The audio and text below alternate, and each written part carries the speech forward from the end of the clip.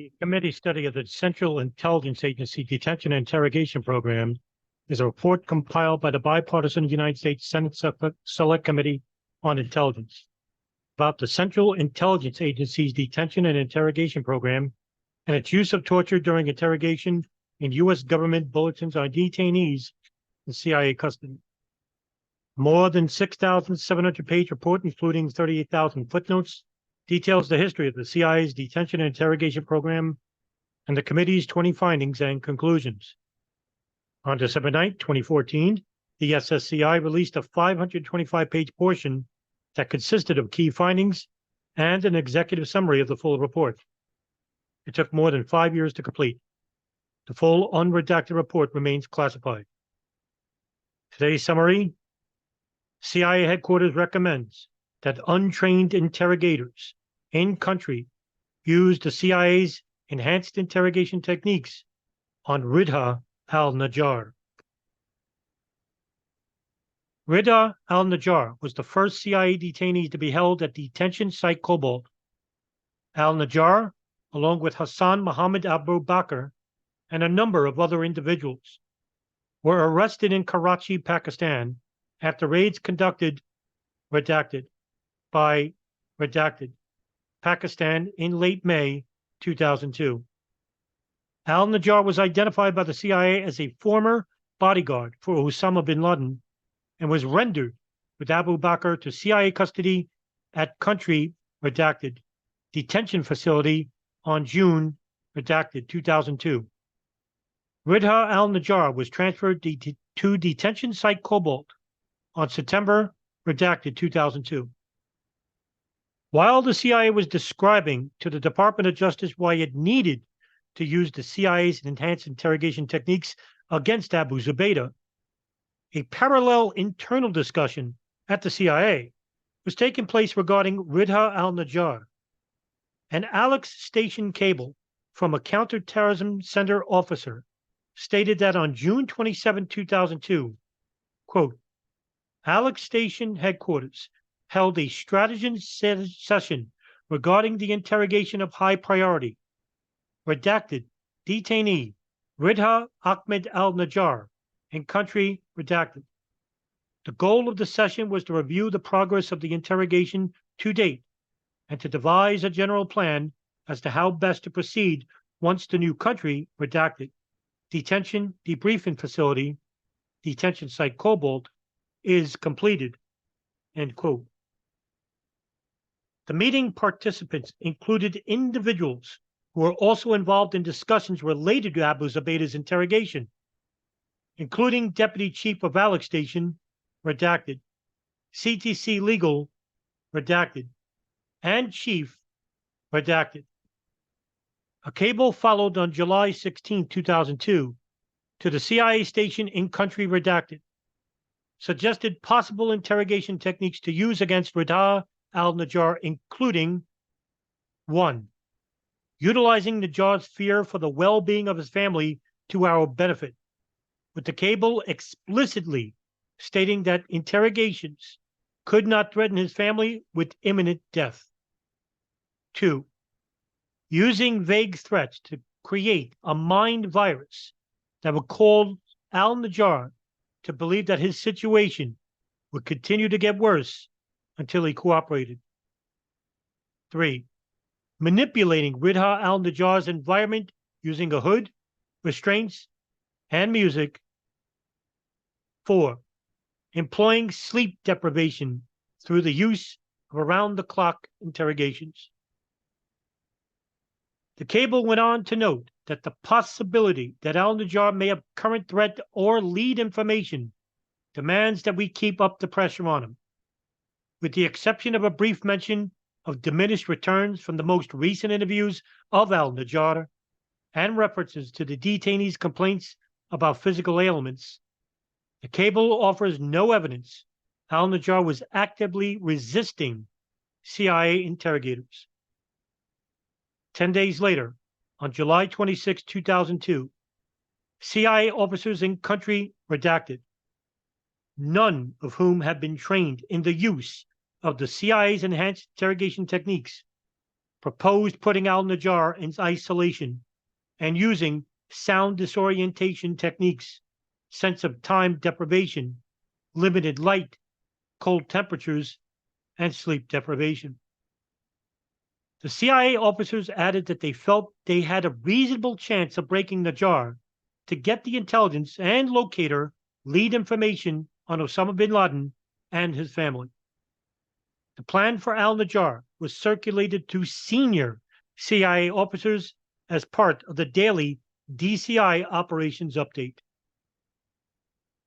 On August 5th, 2002, the day after Abu Zubaydah's interrogation using the CIA's enhanced interrogation techniques at detention site Green began, CIA headquarters authorized the proposed interrogation plan for Al Najjar to include the use of loud music at less than the level that would cause physical harm, such as permanent hearing loss, worse, food, as long as it was nutritionally adequate for sustenance, sleep deprivation, and hounding. More than a month later, on September 21st, 2002, CIA interrogators described Al Najjar as clearly a broken man and on the verge of complete breakdown as a result of the isolation. The cable added that Al Najjar was willing to do whatever the CIA officer asked. In October 2002, officers from the U.S. military conducted a short debriefing of Al Najjar at detention site Cobalt and subsequently expressed an interest in a more thorough debriefing.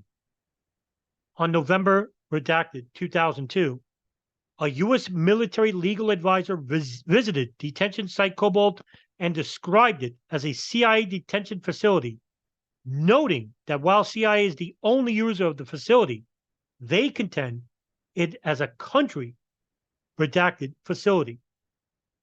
The U.S. military officer also noted that the junior CIA officer designated as warden of the facility has little to no experience with interrogating or handling prisoners. With respect to Al Najjar specifically, the legal advisor indicated that the CIA's interrogation plan included isolation in total darkness, lowering the quality of his food, keeping him at an uncomfortable temperature, played music 24 hours a day, and keeping him shackled and hooded. In addition, Al Najjar was described as having been left hanging, which involved handcuffing one or both wrists to an overhead bar, which would not allow him to lower his arms for 22 hours each day for 2 consecutive days in order to break his resistance. It was also noted Al Najjar was wearing a diaper and had no access to toilet facilities. The U.S. military legal advisor concluded that because of Al Najjar's treatment and the concealment of the facility from the ICRC, military participation in Al Najjar's interrogation would involve risks for the U.S. military, redacted. The legal advisor recommended briefing the CIA's detention and interrogation activities to U.S. redacted Combat Command to alert the command of the risks prior to the U.S. military, redacted, being involved in any aspect of the interrogation of Al Najjar. According to the CIA Inspector General, the detention and interrogation of Ridha Al Najjar became the model for handling other CIA detainees at detention site Cobalt. The CIA disseminated one intelligence report from its detention and interrogation of Ridha Al Najjar. News, the urgent warning tonight, U.S. embassies, U.S. military all put on alert, bracing for a possible violent backlash. A top secret report about to be revealed inside how the CIA tortured prisoners. Let's get right to ABC's Chief Global Affairs correspondent, Martha Raddatz. And Martha, we're going to hear some very graphic detail about what happened, and in some cases, even when there was no information gleaned. That's right, David. It's why those diplomatic and military facilities around the globe are bracing for potential violence targeting Americans, because the report is that explosive. Despite the risk, the White House said today it supports the release of the report, described as extremely graphic, with shocking detail about waterboarding and other interrogation methods the CIA conducted during the dark days after 9/11. As one person familiar with the report said, it will sound bad. It is harsh. Torture sometimes continuing even after interrogators concluded there was no more information to gain. Waterboarding, the simulated drowning demonstrated here, was halted years ago. But the majority Senate Intelligence Committee findings conclude that the CIA misled the Bush administration about the methods and the results of the coercive interrogation conducted at so-called black sites outside of the U.S. The former president is standing by the CIA. These are patriots. And whatever the report says, if it diminishes their contributions to our country, it is way off base. The CIA argues that waterboarding was key, not only in stopping future plots against America, but finding Osama bin Laden. There's going to be disagreement at the end of the day about the value of this information. President Obama has not said definitively whether he thinks torture worked, but today the White House said even if it did, the president does not believe it was worth it. And Martha, we heard from former President Bush there. Now we're learning that Vice President Dick Cheney is also weighing in. He certainly is, David. He told the New York Times tonight that the harsh interrogations were, quote, absolutely, totally justified, dismissing accusations in the Senate report that it was a rogue operation as a bunch of hooey. But make no mistake, David, there are things in this report that will shock many Americans. All right, Martha Raddatz standing by for that report.